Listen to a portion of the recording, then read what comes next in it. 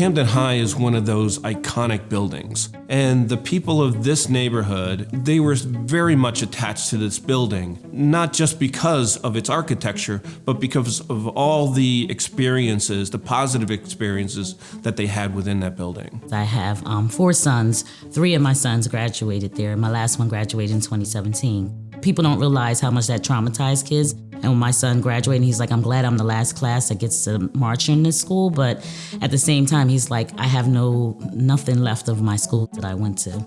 My children went to the school. My brothers and sisters went to the school. I wanted my grandchildren to go. The stories that came out of the school will one day be lost, because once the school is gone, it will one day be forgotten. 10, 20, 30 years from now, no one will ever think of Camden High School again.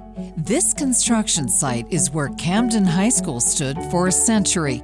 It was an imposing building known as the Castle on the Hill. It produced generations of leaders and cherished memories. Despite strong local opposition, Camden High was demolished in 2018 to make way for a new campus of smaller buildings.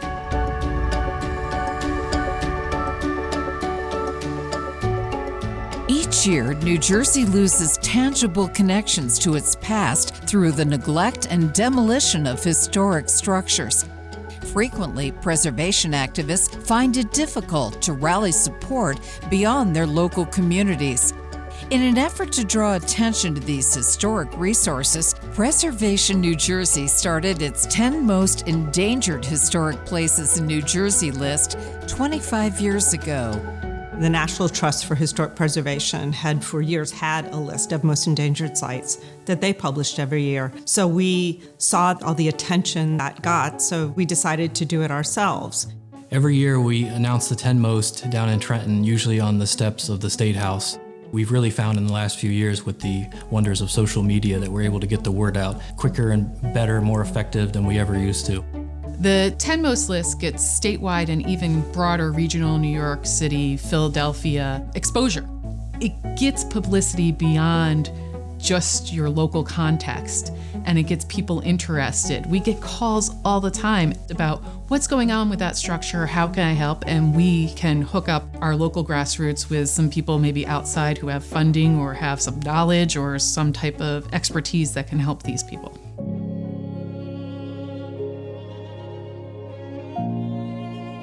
In 2017, as the debate over the future of Camden High intensified, local activists gained broader support when Preservation New Jersey added the school to its annual 10 Most Endangered list.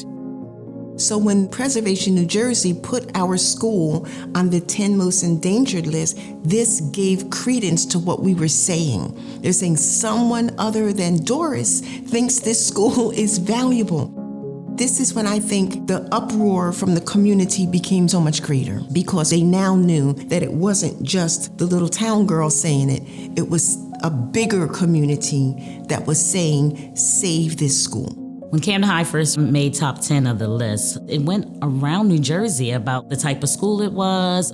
It drew a lot of attention and a lot of traction, and people were very concerned about it. The advocates for Camden High School were amazing. They were very enthusiastic. They were all from the community. They came to the press conference with signs and spoke on behalf of the school and of their strong emotional connection to the school. We did barbecues, rallies, programs, and even kids going away to college who done graduated. That's one of their first things coming back to help Camden, because they felt that bond, that need, and that love. And that's one of the things you don't want to lose in your community. Ultimately, the effort to preserve Camden High was cut short by the state government's decision to build new instead, citing the cost of restoring the building and bringing it up to code. Some Camden residents reluctantly backed the demolition plan because of the building's legacy of neglect. This was an extremely awkward position. Being an executive director of a historical society, our classic role is, how do we save the building? It really comes down to the inequality of our entire system for school funding. If they had the money to maintain that school, we wouldn't be in the position we are right now. Losing the preservation battle to others from outside the community means a connection to local history has been lost forever. As they proceed with the gentrification of the city, what they're doing in all angles is erasing the identity of the current community. What becomes of the success stories, the doctors, the lawyers, the politicians, the teachers, the preachers? Most of them came out of Camden High School. It erases your past, and people without a past are lost. The structures have stories. Maybe that structure is 200 years old, but there might be a story about a social movement that happened in the 1950s. If you lose that structure, a plaque is great, but the structure is what tells the story. Shoal Light is a working aid to navigation. It's part of the Coast Guard mission.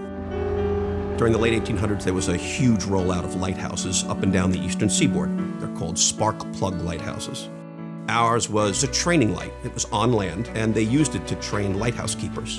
In 1898, they moved it out to Shoal. For years, ships at sea before GPS steered at the light. It marks the entrance to New York Harbor. We acquired the light about a year before Hurricane Sandy hit.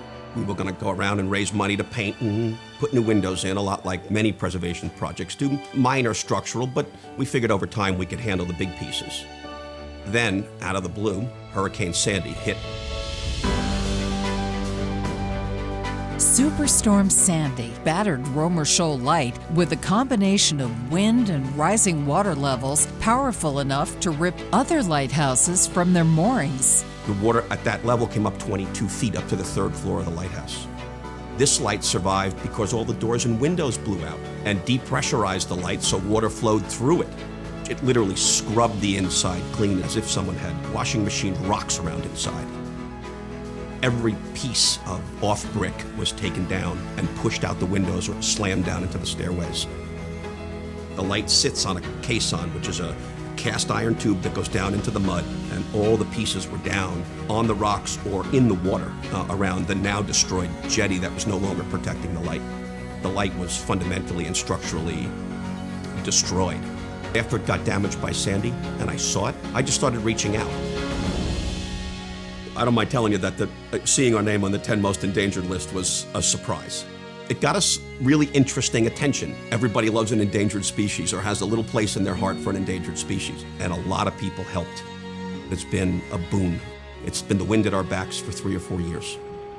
Shoal remains on the list as endangered as the challenges posed by climate change require more than just physical renovation. A big part of our future development plans is mitigation. Any money invested in our light has to be protected. How we dial down the incoming force of wind and waves and also keep the light safe as water levels rise is a really complex problem we're just beginning to get our hands on. There are all sorts of natural disasters that can befall these structures beyond what we normally think of just neglect or straight up demolition because somebody wants to put a new condo there.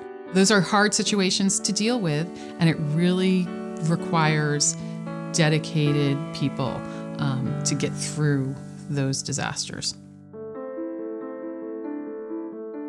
The house would most properly be called the Van Wagenen House because it was the Van Wagenens who lived here until the 1940s and actually built the house. However, the name Apple Tree House has been in common usage since at least the 1920s and refers to a meeting that the Marquis de Lafayette and George Washington had under an apple tree at the rear of this house, at least according to local legend. By the 1950s, the Van Wagenen House had become a prominent Jersey City funeral home. The Quinn family owned it, and they'd been restoring the building to highlight its colonial connections rather than the building's later architectural features. When the house was sold by the Quinn family, a bank had purchased it. The bank had proposed to knock the building down, and the community went into an uproar. So the legend actually helped to save the house. There was a huge amount of community interest. This is a community, a really stable community where it seems like there are a lot of old timers here. Most of them remembered it as an important funeral home, but they also knew that there was important history that had happened here. I think in a lot of cases they weren't quite sure what it was, but they knew that there was important history that had happened here, and they were really proud of it. So they were really very happy to see something happen. When we first started working here, I don't know how many years the house had been vacant, but the front porch had already fallen off. Windows were broken, pigeons were living here, ceilings had collapsed. As we came in and started to examine the house, we started to realize that we were either at a make it or break it point. We had to start something immediately. The effort to fund several stages of restoration continued for 2 decades, and the 10 Most Endangered list helped jumpstart it. When the Van Wagenen house hit that 10 Most Endangered list, it was an aha moment for everybody. When we were writing for grants and when we were asking for money, we were able to point to the fact that Preservation New Jersey had declared this one of New Jersey's most endangered sites. Many preservation projects implement creative strategies to readapt older structures for active use, and restoring Apple Tree to be a community meeting space was a high priority. People say, oh, it's going to be a museum, right? And you want to say, well, no, you don't really want it to be a museum. So we want to find a use that engages the public and brings the public into the house. People are here on a regular basis and that people are using the house just like it has since it was built. Now we have this wonderful new chapter and so much opportunity to be able to engage with Jersey City, with the residents and with visitors.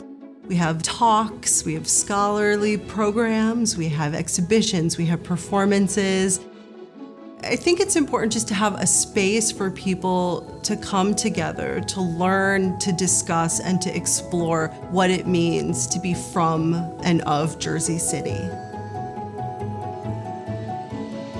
Preservation New Jersey's 10 Most Endangered list is really a valuable tool to get buildings that are endangered out in front of the public every year to sort of let them know some of these buildings that sometimes are right in their own backyard, and they're not aware there's potential for these buildings to be restored.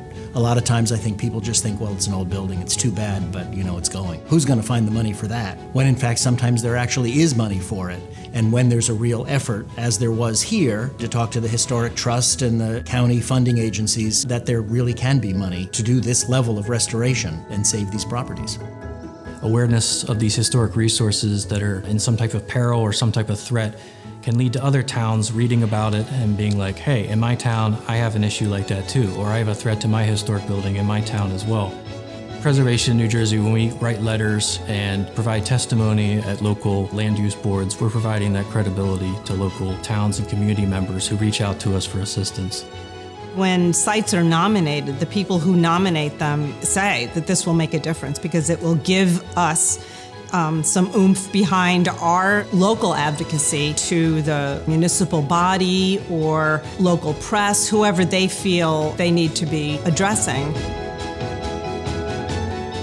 It takes a lot of time and energy to see a structure preserved and restored and then have its new story, its new life. And you just have to persevere because ultimately when it happens, it's so rewarding.